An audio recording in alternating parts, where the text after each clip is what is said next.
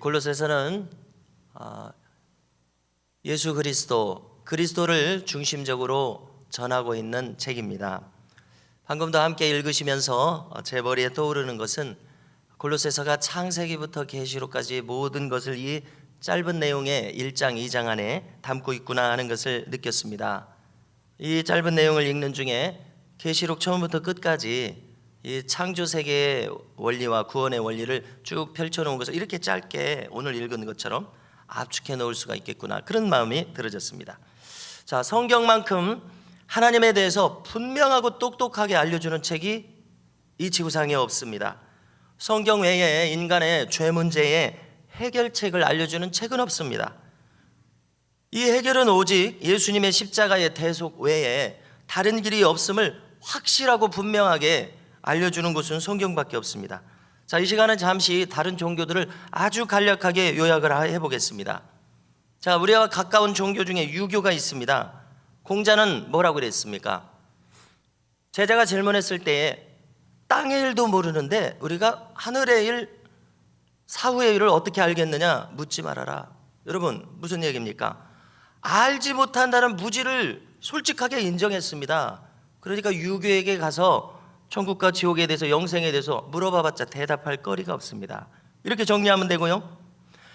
또 중요한 것은 한국 종교 역사의 특징은 들어온 순서대로 무속신앙하고 짬뽕이 됩니다.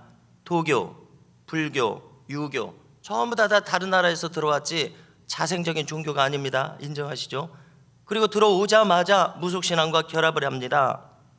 그래서 도교는 신선이 되고 도수를 부리고, 불교는 칠성당을 져서 비나이다 하고, 유교는 조상제사를 원래 없는 것을 드려서 조상에게 복을 비는 무속신앙과 여기 결합을 했습니다. 혼합신앙입니다. 전부 다 원래 세워진 그 정통성을 다 잃어버렸어요. 우리가 그것을 알아야 됩니다. 쉽게 말해서 그냥 유교라고 인정하고 조상제사를 드리고 있으니까 그렇지 사이비 종교로 다 전락했습니다. 이것이 사실입니다. 이걸 우리가 알아야 되고요. 또 불교를 한마디로 정리한다면요, 불교를 아주 깊이 연구한 분으로부터 제가 직접 들었습니다. 석가모니는 뭐라고 이야기를 했냐면요, 절대 자기 불상을 만들지 말라고 그랬습니다. 절대 절간을 짓지 말라고 그랬습니다. 그래도 다 했죠. 그 다음에 불교는 무속신앙과 결합해서 한쪽에다가 칠성당을 짓고 거기다가 복을 빕니다. 비나이다. 원래 정통 불교에 없는 것입니다.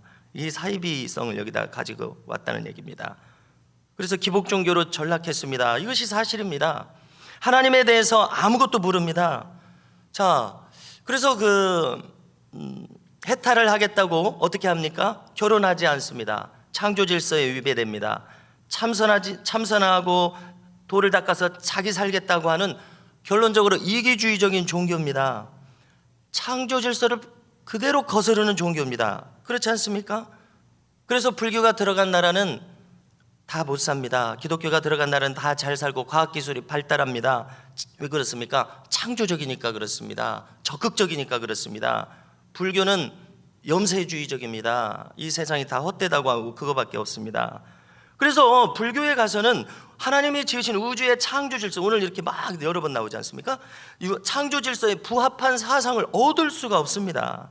그래서 불교는 더도 말고 덜도 말고 있는 그대로 얘기하면 인본주의적인 사람이 만들어낸 철학입니다. 고도의 철학입니다. 그거는 인정할 수 있습니다. 그러나 영생, 천국, 지옥, 죄사함에 대한 정확한 답을 얻을 수 없습니다. 환생이라고 하는 그 영겁을 계속 반복해서 해탈이 이루어진다고 하는데 지구의 역사보다도 더 오랜 시간이 지나야 됩니다.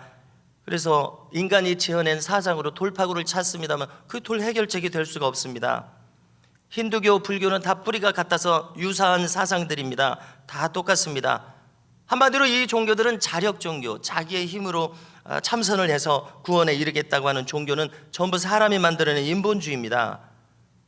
그러나 우리가 믿는 참된 종교는 하나님이 알려주신 계시 종교입니다. 여기다가 다 알려주셨습니다. 여러분들 그렇게 믿으시죠?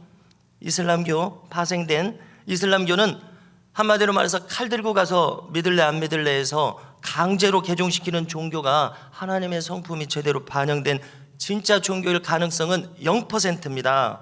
하나님은 그렇게 하지 않으십니다. 여러분, 오늘 말씀에서 우리가 보십시오. 바울은 하나님에 대해서, 예수님에 대해서 아주 간략하게 요약해주고 그 요약의 중심은 예수님에게 가 있습니다. 자, 우리는 바울 서신이 잘 이해가 너무나 쉬운 글로 적혀 있음에도 불구하고 이해가 되지 않을 때는 제가 어제 말씀드린 것처럼 바울은 14년 전에 고린도후서 보니까 3층천에 갔다 왔습니다. 다시 말해서 가히 사람이 보고 듣고 이야기하지 못할 내용을 자기가 보고 왔다고 얘기했습니다. 요한계시록은 그것을 다 적었죠. 바울은 그것을 다 적지 않고 여기 이렇게 서신서에 거기에 녹아져 들어가 있습니다. 여러분, 직접 보지 않고 어떻게 자기가 창조 세계에 대해서 이렇게 얘기할 수 있습니까? 예수님이 태초부터 있었다고, 상고부터 있었다고 어떻게 얘기할 수 있습니까? 자기가 보고 왔기 때문에 이렇게 확신에 차서 이야기할 수 있는 것입니다. 우리 이렇게 알아야 되겠고요. 그래서 오늘 내용을 요약을 해보면 첫 번째로, 그가 지금 바울이 이렇게 쉬우면서도 어렵게 느껴지도록 이렇게 이야기하고, 첫 번째, 예수님은 보이지 않는 하나님의 형상이라는 얘기입니다. 그래서 예수님을 보면 하나님을 보았다고 예수님 자신부터 얘기했고, 사도 요한도 그렇게 얘기했고, 사도 바울도 지금 그렇게 얘기하고 있는 겁니다. 예수님 보면은 예수님이 하나님 형상이다 이 얘기입니다.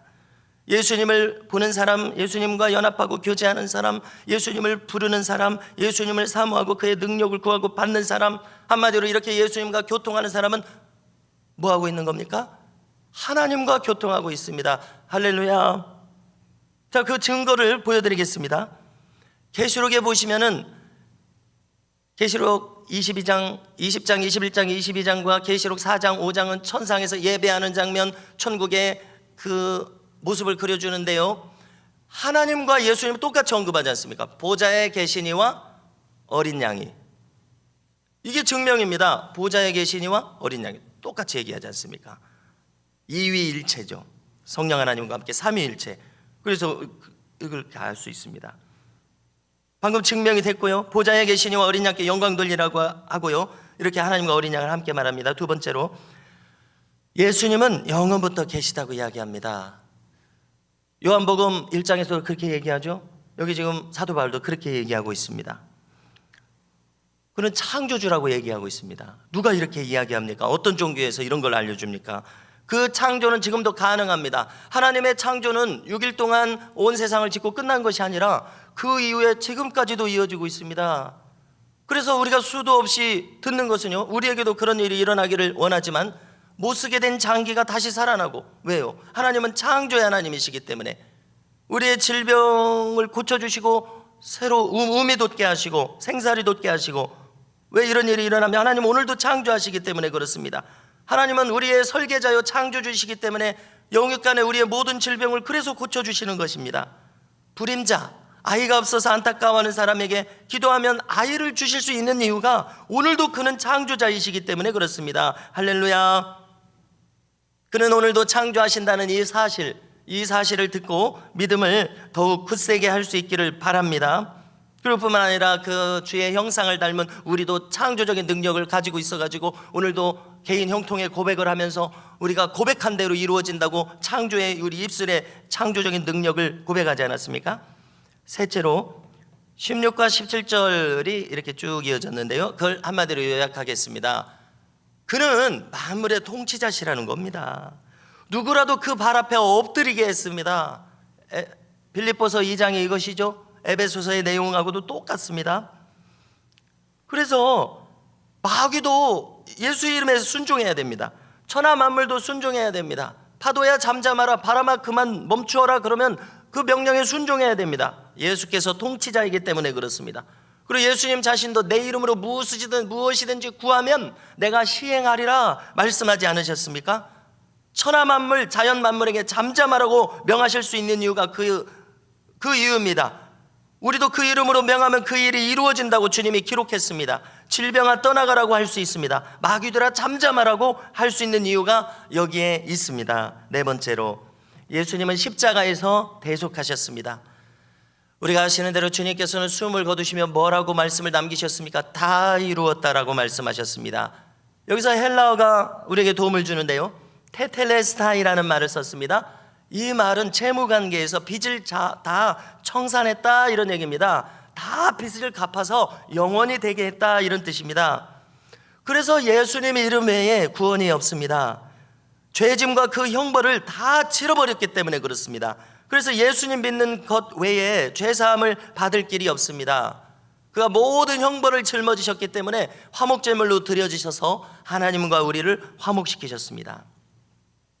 그래서 우리 오늘 말씀 마지막 부분에 아주 중요한 개념이 나왔습니다. 그것은 21절에 있는데요, 원수라는 개념입니다. 원수라는 개념. 원수라는 개념 하나만 우리가 똑똑하게 이해를 해도 복음을 다 이해할 수 있다고 저는 생각하는데요.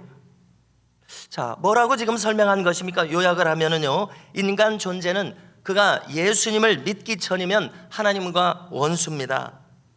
예수를 믿으면 드디어 하나님과 화목합니다. 인간의 상태는 이 둘밖에 없습니다.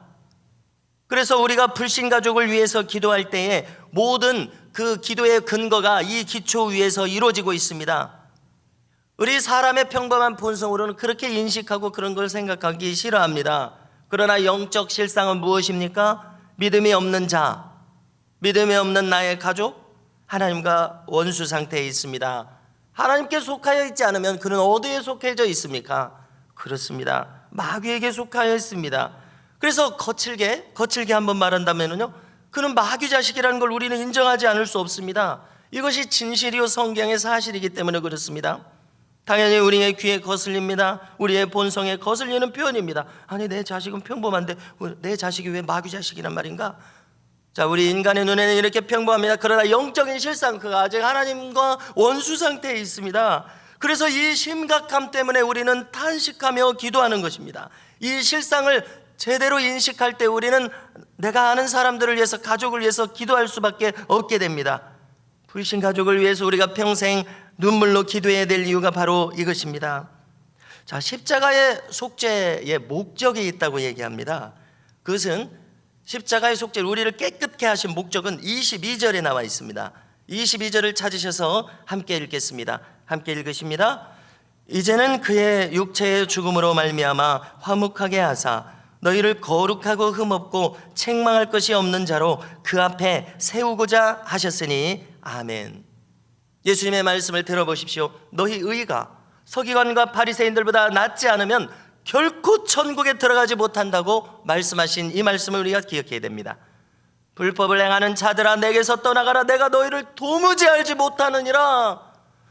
귀신을 쫓아내고 예언을 하고 병을 고쳤던 사람들이 내가 너 모른다라고 그 얘기 듣는 이유가 무엇입니까? 불법을 행해서 깨끗이 못했기 때문인 것을 우리는 똑똑히 알아야 합니다. 그러므로 우리가 경성에서 두렵고 떨린 마음으로 날마다 하나님 앞에 자기 두루마기를 빨아야 하는 이유가 여기 있습니다. 또 들어보십시오. 성에 들어갈 권세를 얻으려는 자마다 자기를 깨끗게 하나니 자기 두루마기를 빠는 자들은 복이 있느니라. 할렐루야.